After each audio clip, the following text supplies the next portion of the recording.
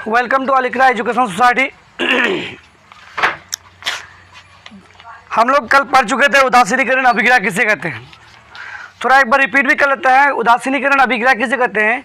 वो अभिक्रिया जो अम्ल और क्षार के साथ अभिक्रिया करने के फलस्वरूप क्या बोलता है, लवण और जल बनाता है, उसे हम लोग क्या कहते हैं? उदासीनीकरण अभिक्रिया, मतलब न्यूट्रलाइजेशन रिएक्शन कहते हैं। यानी मतलब अम्ल को क्षार के साथ बेस के साथ मिला दिए तो वो खाने वाला चीज़ बन गया। क्या बना? लवण बना। लवण मतलब क्या? नमक बन गया। और क्या बना? वो जल बना। तो नमक को भी हम लोग खाते हैं और जल को भी हम लोग पीते हैं। तो वो दोनों क्या गया? उदासीनीकरण न्यूट्रलाइजेशन, मतलब जो चीज़ खाने का योग होता था वो उदासीन हो जाता है और उसका पीएच स्केल क्या होता है? 7 होता है। ठीक है, जो भी चीज़ खाया जाता है उसका क्या होता है?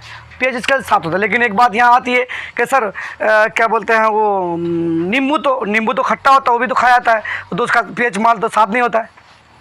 क्या पीएच मान 7 नहीं होता ना, वो अम्ल है, तो उसको भी खाया था। लेकिन भाई ये बात दिमाग में रखें कि वो उसका मात्रा आप ज़्यादा नहीं लेते हो, उसका एक सीमित है। आप 1 गिलास नींबू का ये घोल पी लोगे, 1 गिलास वाटर को पी लोगे, लेकिन आप 1 गिलास नींबू का रस पी लोगे? नहीं पी पाओगे। समझ में आई बात?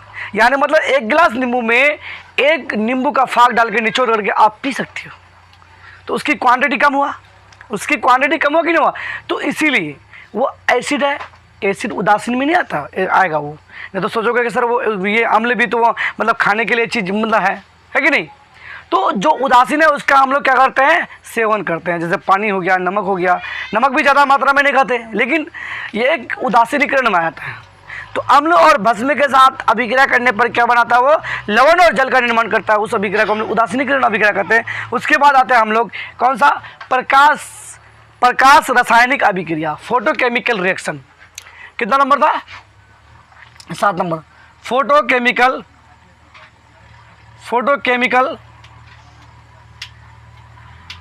रिएक्शन।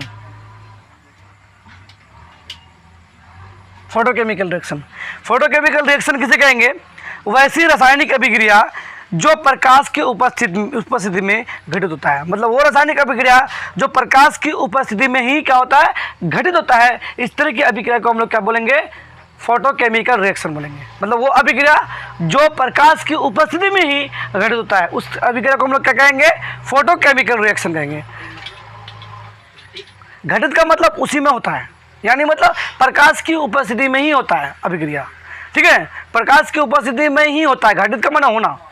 ठीक है, तो वो रासायनिक अभिक्रिया जो प्रकाश की उपस्थिति में मतलब वो प्रकाश की उपस्थिति में होता है, उस अभिक्रिया को हम लोग क्या बोलेंगे? फोटोकेमिकल रिएक्शन, प्रकाश रासायनिक अभिक्रिया। ठीक है, फॉर एग्जांपल देख लीजिए। फॉर एग्जांपल क्या है? जैसे मानते हैं CO2 प्लस H2O, ये हुआ क्या? सूर्य के प्रकाश यानी सनलाइट उपस्थिति में हुआ। अब ये बना C6H12O6 प्लस क्या? O2। ठीक, देखिए CO2 क्या? H2 यानी मतलब क्या? कार्बन डाइऑक्साइड और ये वाटर। अब ये कार्बन डाइऑक्साइड का जैसे कि कोई पेड़ पौधा, इस अभिक्रिया को हम थोड़ा सा बायोलॉजी में लेके चलेंगे। मानते हैं एक पत्ता, ये एक पत्ता ले लेते हैं। ठीक है, जस्ट लाइक ये केमिस्ट्री पढ़ा रहे, लेकिन हम लोग बायो में चलते थोड़ा सा समझाने के लिए, प्रकाश समझने वाला अभिक्रिया में जाते हैं। ठीक है, ये एक पत्ता को इंडिकेट करके चल रहे हैं। तो ये पत्ता जब अपना भोजन का बनाता है क्लोरोप्लास्ट के द्वारा, तो अभी तुमको जाना नहीं, हम लोग केमिस्ट्री पर है। ठीक, तो प्रकाश की उपस्थिति में अपना भोजन का निर्माण करेगा, वो प्रकाश की उपस्थिति में करेगा। तो यहाँ जो एनवायरनमेंट है, इस एनवायरनमेंट में CO2 का क्या? कार्बन डाइऑक्साइड लेता है, जो हम लोग छोड़ते हैं। ठीक, अब नीचे से इसको जो जड़ के तना के द्वारा इसको क्या मिलता है? खनिज लवण मिलता है। तो खनिज लवण में उसको H2 के रूप मिलता है। H2O में ही उसमें प्रचुर मात्रा में क्या होता है? H2O रहता है, यानी वाटर में ही रहता है उसको खनिज लवण। ठीक, उसके बाद सूरज की प्रकाश पड़ती है इसमें, सनलाइट की उपस्थिति में। तो देखो कार्बन डाइऑक्साइड और किसके साथ? जल की उपस्थिति में अभिक्रिया हुआ। क्या अभिक्रिया हुआ कि नहीं हुआ? अभिक्रिया होने के बाद सनलाइट प्रकाश की उपस्थिति में अभिक्रिया, प्रकाश की उपस्थिति में ही अभिक्रिया होगी। तो प्रकाश की उपस्थिति में अभिक्रिया हुआ, तो इन दोनों अभिक्रिया के फलस्वरूप क्या बनाया? C6H12O6 बनाया, जिसको हम लोग क्या बोलते हैं? ग्लूकोज बोलते हैं। ग्लूकोज क्या बोलते हैं? ग्लूकोज बोलते हैं। ठीक है, ये अभिक्रिया करने के फलस्वरूप ये बना है। ठीक है, तो प्रकाश की उपस्थिति में हुआ ये अभिक्रिया, प्रकाश की उपस्थिति में हुआ। तो इस तरह का अभिक्रिया को हम लोग क्या कहेंगे, क्या कहेंगे, प्रकाश रासायनिक अभिक्रिया ने फोटोकेमिकल अभिक्रिया। अब ये ग्लूकोज C6H12O6 और ये ऑक्सीजन बना दिया। ऑक्सीजन को जो हम लोग लेते हैं, जो ऑक्सीजन को छोड़ता है हम लोग लेते हैं, और कार्बन डाइऑक्साइड को जो हम लोग छोड़ते हैं वो लेता है। ठीक है, तो वैसी अभिक्रिया वैसी अभिक्रिया जो प्रकाश की उपस्थिति में घटित होता है, उस अभिक्रिया को हम लोग क्या बोलेंगे, फोटोकेमिकल रिएक्शन बोलेंगे। ठीक है, समझ में आया बात रो, कोई दिक्कत। अब यहाँ पे समीकरण जो है बैलेंस नहीं है, तो अनबैलेंस समीकरण है। अब इस समीकरण को बैलेंस आप कर सकते हैं। कहाँ पर क्या लगाना होगा वो आप बैलेंस करने के लिए लगा दीजिए। तो मैं इस ब्लैक पेन की खूबसूरती की जगह में रेड पेन की खूबसूरती का इस्तेमाल करता हूँ, ताकि तुम लोग को इंडिकेट में समझ में आ जाए कहाँ कहाँ लगा। ठीक है, तो सबसे पहले हमको देखना है कार्बन कितना यहाँ पे, 1 यहाँ पे है और यहाँ पे कार्बन 6 है। ठीक है, तो कार्बन जब 1 यहाँ पे 6 है, तो यहाँ 6 आँख बन करके दे दीजिए। आप क्या कर दीजिए, 6 देंगे, तो कार्बन कितना हो गया, कार्बन 6 हो गया, कार्बन 6 बराबर हो गया। लेकिन ऑक्सीजन है कितना, 6 दूनी 12 है। अब यहाँ पर 6 और 12 6 18 ऑक्सीजन हो गया इस पर। अब इस पर देखिए ऑक्सीजन कितना है, 6 है, 6 दूनी 12, 12 6 कितना 18 हुआ। अब 12 हाइड्रोजन बराबर हो गया, क्या हो गया ना। तो इस अभिक्रिया को हम लोग क्या कहेंगे, अब बैलेंस हो गया। ये अभिक्रिया क्या हो गया, ये अभिक्रिया बैलेंस हो गया। ठीक, चलते हैं हम लोग अगला, इसमें मिला देते हैं इसको। 8 नंबर दूसरा में क्या है,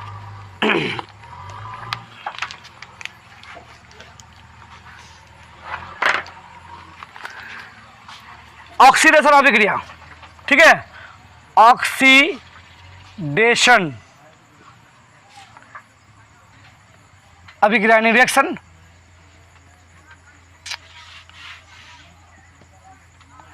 ऑक्सीडेशन अभिक्रिया और एक होता है क्या, रेडॉक्स अभिक्रिया।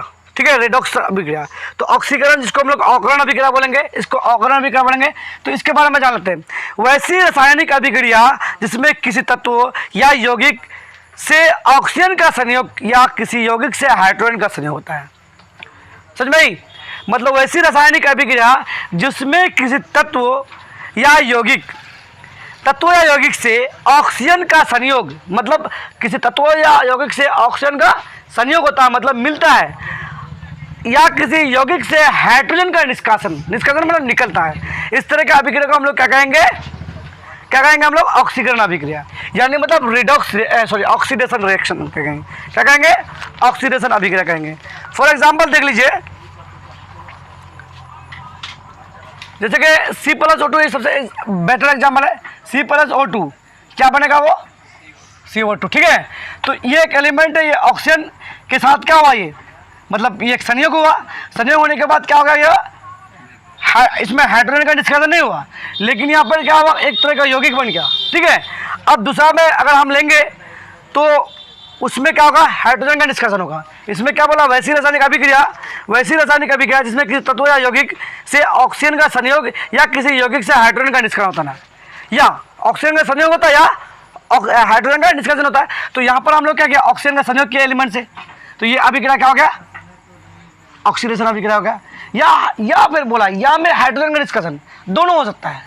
ऑक्सीजन का संयोग होगा तो भी वही बात है, या हाइड्रोजन का निष्कासन होगा तो भी वही बात है। ठीक है, तो इस तरह का अभिक्रिया को हम लोग क्या बोलेंगे, ऑक्सीडेशन रिएक्शन बोलेंगे। ठीक है, अब अगला आता है क्या, रेडॉक्स अभिक्रिया। मतलब क्या है, रेडॉक्स अभिक्रिया। ठीक है, रेडॉक्स, उसी में इसका 1 नंबर था, इसी का दूसरा नंबर रेडॉक्स रिएक्शन। ठीक है, रेडॉक्स रिएक्शन किसे कहेंगे, वह रासायनिक अभिक्रिया जो सदैव साथ साथ होती है। इस तरह का अभिक्रिया को हम लोग क्या कहेंगे, रेडॉक्स अभिक्रिया, मतलब साथ साथ होती है। उसमें मतलब क्या है, हाइड्रोजन और ऑक्सीजन का मतलब नहीं रहता, यानी ऑक्सीजन का संयोग या हाइड्रोजन का निष्कासन का मतलब नहीं, वो दोनों साथ साथ होता है। इस तरह का अभिक्रिया को हम लोग क्या कहेंगे, रेडॉक्स रिएक्शन कहेंगे। ठीक है, रेडॉक्स रिएक्शन। फॉर एग्जांपल वही चलेगा, ये भी हो जाएगा उसके लिए। हिंदी में क्या बोलेंगे, रेडॉक्स अभिक्रिया को अवकरण अभिक्रिया, अवकरण अभिक्रिया। रेडॉक्स को रेडॉक्स भी बोल सकते हैं, रेडॉक्स को रेडॉक्स भी बोलते हैं, रेडॉक्स अभिक्रिया। ठीक है, अवकरण। अब आते हैं, ये रेडॉक्स अभिक्रिया मतलब रेडॉक्स को रेडॉक्स ही बोलते हैं। तो वो अभिक्रिया जो सौदेव यानी हमेशा साथ साथ होती है उस अभिक्रिया को क्या कहेंगे हम लोग? रेडॉक्स अभिक्रिया। एक और आता है इसी में अवकरण अभिक्रिया यानी रिड्यूस रिएक्शन। ठीक है, वैसी अभिक्रिया जिसमें तत्व या यौगिक ऑक्सीजन का मतलब क्या होता है? ऑक्सीकरण का ठीक उल्टी होती है। तो इस तरह कह सकते हैं कि वैसी अभिक्रिया या वो ऐसी अभिक्रिया जिसमें कि तत्व या यौगिक के साथ साथ हाइड्रोजन का संयोग या किसी यौगिक से क्या होता है? ऑक्सीजन का निष्कासन। इसमें क्या था हम लोग? ऑक्सीजन का संयोग। इसमें क्या होगा? हाइड्रोजन का संयोग। ठीक है, तो इस तरह का अभिक्रिया को हम लोग क्या कहेंगे? रिड्यूस अभिक्रिया। जैसे कि फॉर एग्जाम्पल H+O2। ठीक है, तो क्या होगा? ये दोनों क्या बनेगा? H2O बनेगा कि नहीं? तो इस अभिक्रिया में क्या हाइड्रोजन का संयोग हुआ। ठीक है, हाइड्रोजन संयोग हुआ, तो इस तरह का अभिक्रिया को हम लोग क्या कहेंगे? Reduce reaction. उसमें क्या ऑक्सीजन का संयोग हुआ, इसमें क्या हाइड्रोजन का संयोग हुआ। किसका एग्जाम्पल? वो इसका एग्जाम्पल ये भी चलेगा, साथ साथ होता है ना, सौदेव साथ साथ होती है, तो उस चलेगा, उसमें कोई दिक्कत नहीं। समझ में आई बात? इसका और एक एग्जाम्पल ले सकते हैं, जैसे कि मान लेते हैं एग्जाम्पल CuO प्लस का H2। ये H2O अभिक्रिया हुआ तो Cu अलग हो जाएगा, प्लस क्या बनेगा? H2O अलग हो जाएगा। ठीक है, तो इसमें क्या हुआ? हाइड्रोजन का क्या हुआ? संयोग हुआ। कॉपर ऑक्साइड से हाइड्रोजन का संयोग हुआ। तो इस तरह का अभिक्रिया को क्या कहेंगे हम लोग? रिड्यूस रिएक्शन कहेंगे। रिड्यूस का मतलब अवकरण अभिक्रिया कहेंगे। इसको क्या कहेंगे? अवकरण अभिक्रिया। आया समझ में? कोई दिक्कत इसमें? तो ऑक्सीकरण और अवकरण में ये डिफाइंड है। ये ऑक्सीकरण यानी ऑक्सीडेशन और रिड्यूस दोनों एक ही अभिक्रिया में आता है। ठीक है, और ये रेडॉक्स अभिक्रिया यानी वो अभिक्रिया जो सौदेव सांसद होती है, इसमें कोई ये नहीं है। कोई एग्जाम्पल ये भी दोगे चलेगा, ये भी दोगे चलेगा। ठीक है, लेकिन इसके लिए सुटेबल ये होगा, इसके लिए सुटेबल ये रिएक्शन होगा। ठीक है, समझ में आई बात? ऑक्सीकरण और अवकरण दोनों प्रक्रिया साथ साथ होती है, एग्जाम्पल में दिया हुआ है। अब आते हैं हम लोग क्या? संक्षारण जो इंग्लिश में बोलते हैं कोडिशन। ठीक है, संक्षारण किसको बोलते हैं? यानी जंग लगना। ठीक है, यानी वो पोजिशन, वो अभिक्रिया जो अभिक्रिया करने मतलब वैसी रासायनिक अभिक्रिया जो अभिक्रिया के फलस्वरूप एक नए पदार्थ का निर्माण करता है, उस अभिक्रिया को हम लोग संक्षारण भी कहेंगे। लेकिन ये सिर्फ आयरन के साथ ज़्यादातर होता है। ठीक है, लोहा के साथ होता है। जैसे कि मानते हैं Fe जो है, इसको खुली हवा में छोड़ देंगे तो क्या बनेगा? FeO फेरिक ऑक्साइड, जिसी को हम लोग क्या बोलते हैं? कोडिशन बोलते हैं, जंग लगना बोलते हैं। जंग लगना, जंग लगना, जंग होता है ना, जंग होता है। जंग में तो लड़ाई हो जाता है, जंग इसी तरह जंग लगना। ठीक है, जंग लगना। ठीक है, तो यानी वैसी रासायनिक अभिक्रिया यानी इसको ऐसे बोल सकते हैं संक्षारण प्रकृति में होने वाले एक ऑक्सीकरण अवकरण अभिक्रिया है, जिसका विस्तृत विवरण धातु या अधातु के अंतर्गत में आने है। तो धातु और अधातु में, ठीक है, धातु और धातु के साथ जैसे अभी ये देख गया, फिर लोहा था, ऑक्सीजन के संपर्क में आया, कैफीओ बनाया। ठीक है, फेरिक ऑक्साइड, इसको जंग लगना भी बोलते हैं, उसी को कोरेशन कहेंगे। ठीक है, समझ में आई बात? अब आते हैं हम लोग क्या? दहन और ज्वाला। दहन और ज्वाला क्या है? दहन कैसे कहते हैं? दहन जिसको इंग्लिश में क्या बोलते हैं? केमिस्ट्री। ठीक है, हाँ, दहन जिसको इंग्लिश में क्या बोलते हैं? कम्बस्टन। TION होगा ना, कम्बस्टन। ठीक है, जिसको दहन बोलता है। कम्बस्टन किसको बोलेंगे? वो पदार्थ जो ऑक्सीजन में वो पदार्थ जो ऑक्सीजन की प्राप्ति में जलकर उष्मा और प्रकाश उत्पन्न करता है, उसे हम लोग क्या कहेंगे? दहन कहेंगे। या ऐसे बोलेंगे, वो पदार्थ जो ऑक्सीजन की उपस्थिति में जलकर उष्मा और प्रकाश प्रदान करता है, उसे हम लोग क्या कहेंगे?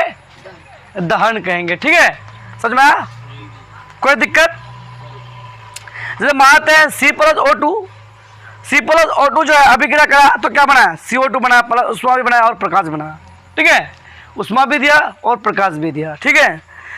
या H+O2 अगर हम सल्फर प्लस ऑक्सीजन के साथ अभिक्रिया करेंगे तो वो भी क्या करेगा, वो सल्फर डाइऑक्साइड भी बनाएगा, उष्मा भी देगा और प्रकाश भी बनाएगा। ये प्रैक्टिकल करोगे तब, ये तो आपका थ्योरी चल रहा है, उसके लिए प्रैक्टिकल बहुत ज़रूरी है। केमिस्ट्री पढ़ने के लिए प्रैक्टिकल बहुत ही ज़रूरी है, विदाउट प्रैक्टिकल का नहीं हो सकता है। और प्रैक्टिकल हमारे यहाँ पर तो कहाँ, यूनिवर्सिटी से मिलता है, तो यूनिवर्सिटी में भी इस्तेमाल कहाँ होता है प्रैक्टिकल, ठीक है। आप यहाँ पढ़ रहे हैं, थ्योरी पढ़ रहे हो, सिर्फ ऐसा ऐसा होता है, अब कभी करके देखा नहीं है, नहीं पता चलेगा जो रियलिटी में ऐसा होता है कि नहीं। ये थ्योरी हम लोग पढ़ रहे हैं, ठीक। अब आते हैं दहन के बाद ज्वाला। ज्वाला को इंग्लिश में क्या बोलते हैं, फ्लेम। दहन को, ज्वाला को क्या बोलेंगे, फ्लेम, ठीक है।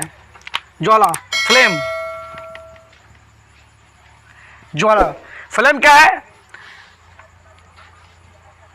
वो पदार्थ जो जलकर ज्वाला उत्पन्न करती हो, वो पदार्थ जो मतलब जलता है, ऑक्सीजन और इसकी बात नहीं आती है, ठीक है। जलकर क्या होता है, ज्वाला उत्पन्न करता है, ठीक है। उस पर हम लोग क्या कहेंगे, ज्वाला कहेंगे। जैसे मानते हैं, ज्वाला के लिए एग्जांपल देते आपको, ये आपका कैंडल हो गया, ठीक है, मोमबत्ती, आग लगा मोमबत्ती। मोमबत्ती में जब आग जलता है तो ये यहाँ बिना ऑक्सीजन के तो इस उपस्थिति में जलेगा नहीं, ठीक है। तो इसके में 3 प्रकार का आग निकलती इसमें, ठीक है, 3 प्रकार का इसमें आग रहता है। तीनों का कलर अलग अलग दिखेगा आपको इंडिकेट करके, ठीक है। इसको एक को बोलते हैं केंद्रीय मंडल, प्रकाश मंडल, और एक होता है प्रकाशहीन मंडल। ऊपर वाले को बोलते हैं प्रकाशहीन मंडल, प्रकाशहीन मंडल,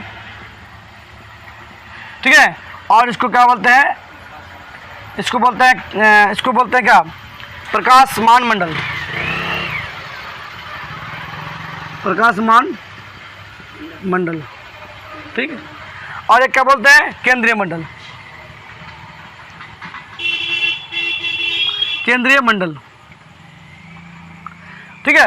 तो अब ये यहाँ पे एक धागा के साथ जलता है, जलने के बाद ये क्या होता है, ये किसी भी इसमें उपस्थिति में जलता है, जलना मतलब ज्वाला उत्पन्न करता है। ज्वाला का मतलब क्या होता है, ज्वाला का मतलब क्या होता है, टेम्परेचर। तो इसमें भी यानी मतलब इसमें भी तो प्रकाश उत्पन्न होगा, इसमें भी तो प्रकाश उत्पन्न होगा, प्रकाश भी उत्पन्न होगा और उष्मा भी उत्पन्न होगा। हाथ रखोगे तो हाथ में गर्म नहीं लगेगा, लेकिन यहाँ ज्वाला उत्पन्न कर रहा है, इस प्रकार को हम लोग क्या कहेंगे, ज्वाला कहेंगे। समझ में, ज्वाला इसी में समझिए, मोमबत्ती का ज्वाला, ठीक है, बस होगा नहीं। अब यहाँ क्या Fe कितना है, 1 यहाँ पे, और ऑक्सीजन है 2 है, यहाँ पे दोनों जगह 1 है, ठीक है। तो आप इस स्थिति में क्या करोगे, 2 कर दोगे तो ऑक्सीजन तो बराबर हो गया, लेकिन Fe के साथ क्या करते हैं, 2 मल्टीपल हो गया, तो यहाँ 2 लगा 2 हो जाएगा बैलेंस। बस समझ में आया। हाँ, लेकिन अब यार यहाँ हम दहन और फ्लेम की बात आता है। तो दहन क्या आता है, जैसे कि दहन में कौन सी जगह लकड़ी जलेगा, ठीक है, लकड़ी, कोयला हो गया, ठीक। लेकिन फ्लेम में क्या है, फ्लेम में किरोसिन, दोनों में क्या प्रकाश उत्पन्न करेगा, प्रकाश उत्पन्न करेगा, ऐसा बात नहीं है, उसमें भी उत्पन्न करेगा। किरोसिन हो गया, LPG गैस हो जाएगा, ठीक है। उसके बाद हो गया पेट्रोल, लिक्विड CNG हो जाएगा, ठीक है, ठीक है। तो उसके बाद किरोसिन पेट्रोल भी हो जाएगा, ठीक है, डीजल हो जाएगा। तो ये चीज़ से ज्वाला उत्पन्न होगा। ये कम्बशन में से जो है, कम्बशन जो होगा, इसमें लकड़ी, कोयला और जो है कुछ पदार्थ, यानी मतलब किरोसिन और ये सब जो मतलब जो पेट्रोल डीजल ये सब चीज़ है, उसमें वो जलने के बाद जो उत्पन्न करता है उसको हम लोग क्या कहेंगे, ज्वाला कहेंगे। लेकिन लकड़ी कोयला जलने के बाद जो उष्मा और प्रकाश प्रदान करता है उसमें क्या कहेंगे हम लोग, दहन कहेंगे। इसमें यही अंतर है और कुछ नहीं। समझ में ये बात। अब आते हैं एलपीजी में आता है, लास्ट पॉइंट है इस क्या बोलते हैं इस चैप्टर का लास्ट पॉइंट। केंद्रीय मंडल किसको कहेंगे, जिसमें जो मतलब वो जो जैसे मोमबत्ती में जो आग जला, ठीक है, ये आग जला, इसमें 3 भाग हुआ ना, ठीक है। ये भाग जो होता है, ये भाग को हम केंद्रीय मंडल कहते हैं, ठीक है। तो इस भाग क्या होता है, नीला होता है, क्या होता है, नीला होता है। और ये भाग होता है पीला होता है, ठीक है। और ये भाग सबसे ज़्यादा गर्म होता है, हीट होता है सबसे ज़्यादा, ठीक है। ये भाग मतलब जो ऑक्सीजन के संपर्क में रहता है और वो सबसे ज़्यादा गर्म भाग होता है। इसको हम लोग क्या बोलेंगे, इसको हम लोग क्या बोलेंगे, प्रकाशहीन मंडल। और इसको जो भाग पीला होता है उसको क्या बोलेंगे हम लोग, प्रकाशमान मंडल। और जो भाग क्या होता है, नीला होता है, उसे हम लोग क्या बोलेंगे, केंद्रीय मंडल। समझ में आया बात। बात तो तीनों की बात होती है, तीनों ऑक्सीजन के संपर्क में ही रहता है वो। ठीक, कुछ समझ में आया?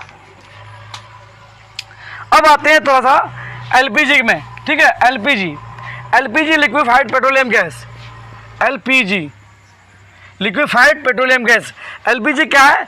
एलपीजी जो है पेट्रोलियम गैस जो लिक्विफाइड, इसको लिक्विफाइड पेट्रोलियम गैस बोलते हैं। Liquefied, liquefied petroleum gas. ठीक है, लिक्विफाइड पेट्रोलियम गैस इसका फुल फॉर्म होता है। ठीक है, जिसको हम लोग क्या बोलते हो, जो हम लोग इस्तेमाल करते हो खाना बनाने में, उसी को एलपीजी कहा जाता है। ठीक है, लिक्विफाइड पेट्रोलियम गैस। इसका मुख्य अप्रूप जो होता है ब्यूटेन होता है।